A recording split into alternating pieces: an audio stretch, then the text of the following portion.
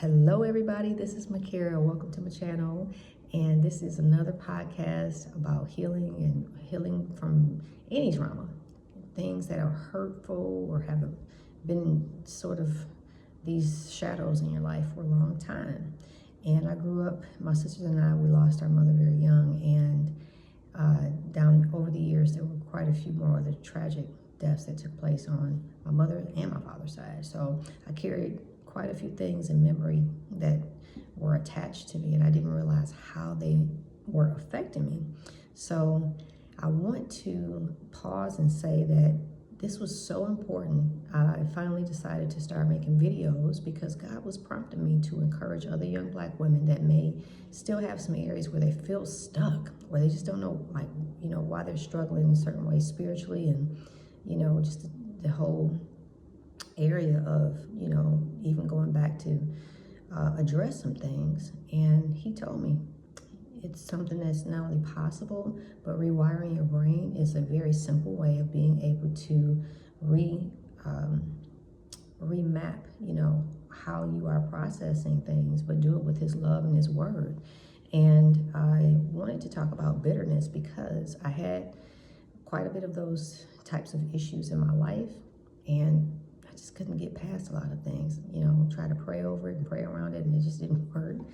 And recently there was a situation with in a workplace situation with the manager, and I was making some sweet tea, and two people that had been assigned to me by him trained me to do it a certain way, and I did, and it seemed like there were other managers didn't, think anything of it, but he liked it a specific way, and there was a lot of pressure being placed on me. And the way he showed me that he felt was, the company correct way to do it was more involved, and it took more time. It was more complicated, and I still complied, and he gave me some reasons as to why to do it that way, and I could understand where he was coming from, and in some instances, but the level of anxiety, and fear that was coming out of him was just, it was obvious that there was something deeper, issue.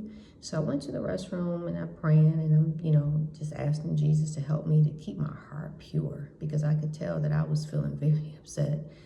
And the Lord just showed me something very special, that this person had just, the fear of failure, the fear of not doing things perfectly was something that they had the pressure in their life to perform, and that was being projected onto me in the situation. And so he helped me to understand him, because I felt like that like all my life, never doing enough, and I was putting more pressure on myself than anything else, because of not meeting a certain standard and not giving permission to fail.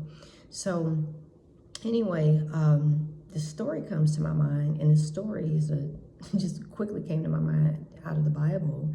It was about the Israelites and Moses, and how they were saying to him, we can't drink this water in the wilderness because it's bitter. And so he asked God for help. God, tells him to take a stick and, from a tree and put it in the water. So this miracle happens, and let me read this story. And this is in Exodus chapter 15, verses 22 through 25. And this is a short story of the version of it. God instructed Moses to throw a specific piece of wood or tree into the water, making it sweet and drinkable. This miracle provided for their needs. It tested their faith and established God as their healer. So what God was showing me, or the Holy Spirit was showing me, is that he was thirsting for healing from bitterness in his life, in his heart. And so I was able to move into a place of compassion towards myself and for him, because I was, feeling hurt and all those things too. But I was also able to see how to interpret the situation from like tangible things. The conflict was over sweet tea, but God didn't want me to remain bitter with him, but to forgive him. So I just want to throw it out there as encouragement, but also too, God can turn any bitter situation into sweet if we hand it over to him and trust him, and we can reframe it with his truth and his word. So God bless you on your healing journey. And until next time.